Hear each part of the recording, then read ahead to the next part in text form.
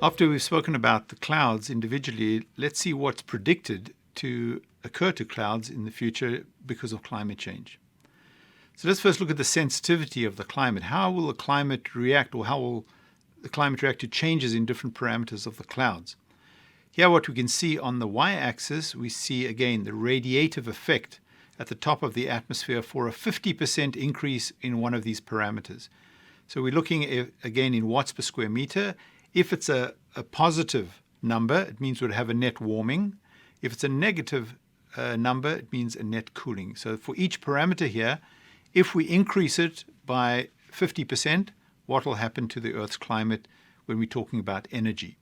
So if we start at the bottom with the blue bars, so low cloud amount, we've said low cloud has a cooling effect overall.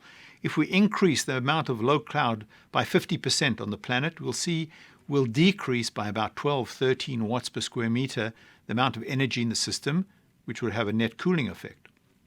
If we look at the cloud optical depth, the other blue bar, if we increase this by 50%, this means the clouds are getting thicker, or there's more water in the clouds. This too will have a cooling effect because it increases the albedo. On the other side, if we look at the red bars, if we start on the left with the high cirrus amount, we said cirrus has a warming effect. So if we increase the cirrus clouds by 50% on the planet, we'll see we'll have maybe a 7, 8 watts per square meter extra heat energy remaining in the system. But we can also see the second red bar, which showing the cloud height. If we increase the height of the clouds by 50%, then they re-radiate out to space at a cooler temperature. And so by just increasing 50% in the height of the clouds, we'll also trap in an extra 10, 11 watts per square meter. And finally, the particle size. We just spoke about how changing the size of the average particle can either cool the climate or warm the climate. So if we increase the size, if the droplets become bigger in the clouds, like we go to more marine clouds, then again, the bigger the droplets, especially in the low clouds, we have a warming effect. The opposite we showed before, when you have smaller droplets, you'll have a cooling effect. But here we're saying if we increase by 50%, we increase by 50%, we'll also have a warming effect. And so you can see again, we have warming, cooling effects, and the question is what's going to happen in the future. So just two examples, because again, this is very complicated. One example, how we can, changing in clouds can actually warm the climate, and how we can actually cool the climate. Again, there are different studies, different research projects which show things can happen in different directions. So for example here, if we warm the sea surface temperature, at the bottom we warm the air which rises up, we can actually result in more turbulence, these kind of eddies, these vortexes in the clouds, which can actually mix in the top of the cloud more dry air, which will cause some evaporation and can break up the cloud. And so we'll have less cloud coverage. And as we go to less cloud coverage, there's more sunlight which will actually penetrate into the surface. And this results, again, in a feedback loop that as we have more sunlight coming in, it will warm the oceans more. It will cause more thermals, more turbulence in these low clouds, break them up more sunlight coming in. And so it actually amplifies the warming, and we'll have more warming in the future. So it accelerates the global warming.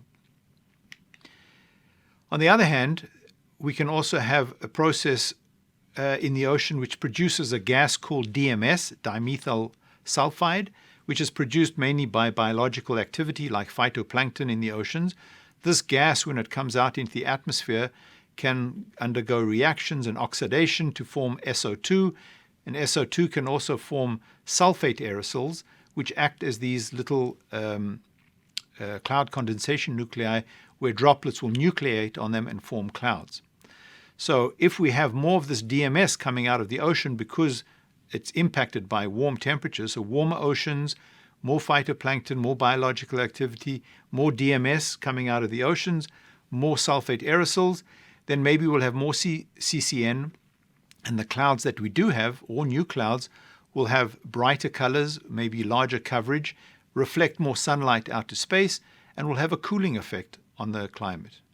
So on the one hand, we could have a warming by changes in turbulence in cloud. On the other hand, we can have an increase in coverage and a cooling by clouds in the future because of changes in DMS and the emissions from the ocean. So again, very uncertain what's going to happen with clouds in the future.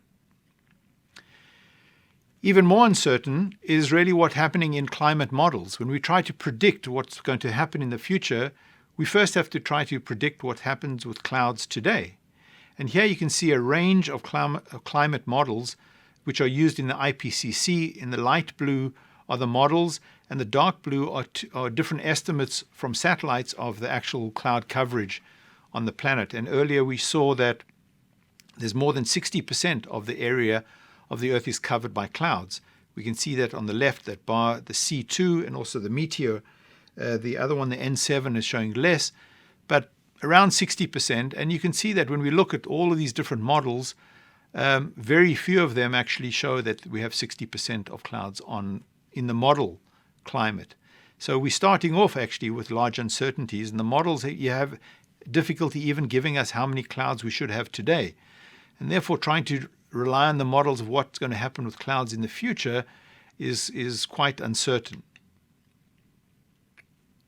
And when we look at the IPCC reports of how the radiative forcing of the climate has changed from 1750 to more or less the present, again, the positive numbers on the x-axis show things which are causing global warming, but we also have negative values which are showing the cooling in the blue. The greenhouse gases, carbon dioxide, methane, and all the others, these are causing warming, and we're quite certain about that. But you can see they're being offset somewhat by the clouds and the aerosols, which have this cooling effect. Some of it's a direct effect, simply reflecting from aerosols and dust in the atmosphere, but also the clouds, which are bright and are reflecting. And the uncertainty is actually the largest for the clouds.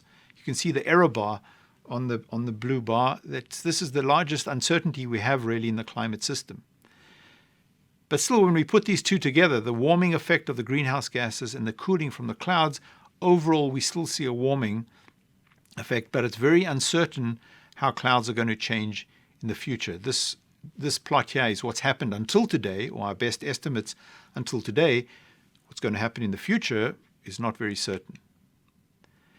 And we need to point out that, again, we have these two opposing effects. The greenhouse gases are giving us a warming.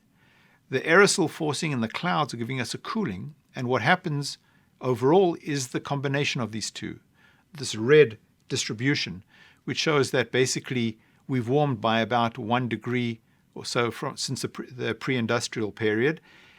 And this will continue to warm, but a lot of the policy today is to clean up our atmosphere, to reduce air pollution, whether it's from forest fires, from burning of fossil fuels.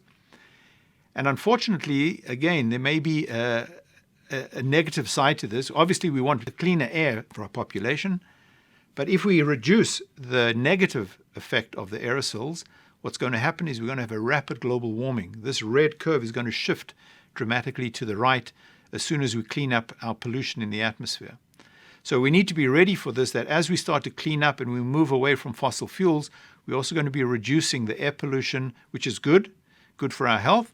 But on the other hand, it's going to have impacts on clouds and may actually amplify global warming in the future.